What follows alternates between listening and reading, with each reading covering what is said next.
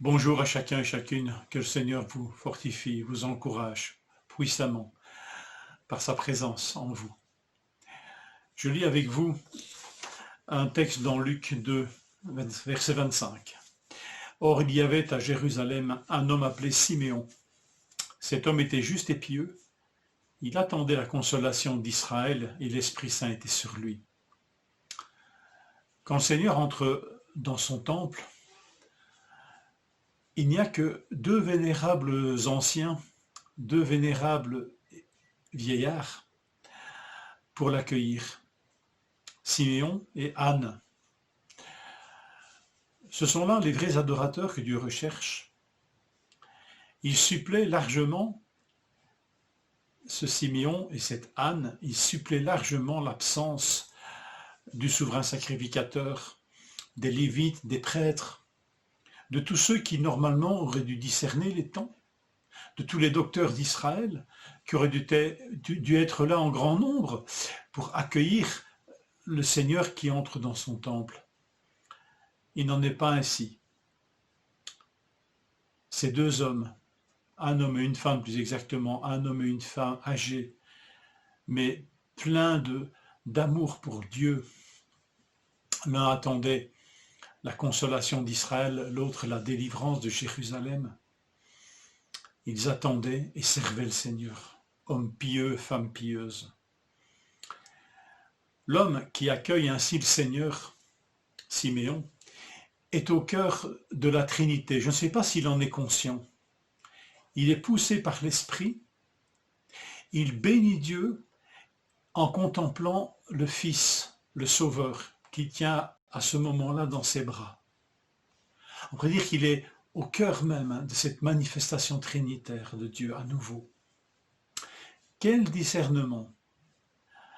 Lui qui a vu dans cet enfant, aux parents bien modestes, ses parents pieux eux aussi, qui ont offert au Seigneur le sacrifice pour la purification de Marie. Mais le sacrifice qu'ils ont offert, deux tourterelles, c'est le sacrifice prévu pour les pauvres, pour ceux qui n'avaient pas assez d'argent pour se fournir d'un agneau, pour se fournir, oui, c'est cela, d'un agneau. Et ces parents de condition modeste qui tiennent cet enfant, fragile comme tout enfant, Siméon discerne là son sauveur, le Seigneur, la consolation d'Israël. C'est touchant que le texte de Luc nous dit qu'il attendait le Messie, mais sous ces termes-là, la consolation d'Israël. Oui, c'est un titre messianique. C'est beau, n'est-ce pas? Il n'attend pas le jour de la vengeance, le jour des grands règlements de compte, il attend la consolation d'Israël. Il fait écho à ce texte de la seconde partie du livre d'Ésaïe, ce texte d'Ésaïe 40 qui inaugure toute cette seconde partie et qui commence ainsi « Consolez, consolez mon peuple, dit votre Dieu. Parlez au cœur de Jérusalem, criez-lui que sa période de combat est terminée, que sa faute est expiée, qu'elle a reçu de l'Éternel le salaire de tous ses péchés. Une voix crie dans le désert, préparez le chemin de l'Éternel, faites une route bien droite pour notre Dieu dans les endroits arides. Consolez, consolez mon peuple. » Il attendait la consolation d'Israël. Quelle belle manière de dire notre espérance, notre attente du Seigneur. Nous attendons la consolation d'Israël. Nous pouvons partager cette attente, même nous qui ne sommes pas juifs de naissance, parce que celui qui est la consolation d'Israël est aussi, dans la bouche de Siméon, poussé par le Saint-Esprit, il est aussi la lumière pour les nations et la gloire d'Israël, son peuple. Nous qui venons des nations, nous qui sommes non-juifs, nous pouvons nous consoler, nous nourrir de cette consolation d'Israël. C'est le Messie, c'est Jésus qui est cette consolation.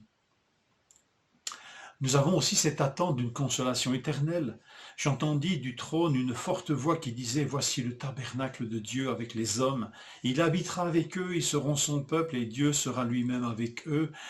Il essuiera toute larme de leurs yeux et la mort ne sera plus. Et il n'y aura plus ni deuil, ni cri, ni douleur, car les premières choses ont disparu. » Apocalypse 21, 3.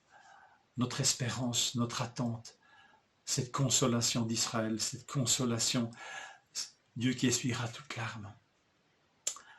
Dans cette attente, le Seigneur nous accorde les prémices de cette consolation en nous accordant son esprit que Jésus appelle l'autre consolateur. Simeon était déjà, l'Esprit du Seigneur était sur lui, l'Esprit de Dieu était sur lui et le conduisait. Jésus va dire ceci, et moi je prierai le Père, et il vous donnera un autre consolateur, afin qu'il demeure éternellement avec vous, l'Esprit de vérité que le monde ne peut recevoir, parce qu'il ne le voit pas et ne le connaît pas, mais vous, vous le connaissez, car il demeure en vous, et il sera en vous. Nous goûtons déjà cette prémisse de cette consolation, par le don de l'Esprit Saint, que Jésus appelle l'autre consolateur. S'il y a un autre consolateur, l'Esprit, c'est qu'il y en a un autre, et celui-là, c'est Jésus-Christ, le Fils béni du Père. Je termine par ce texte de 2 Thessaloniciens 2,16 qui prend un peu de relief.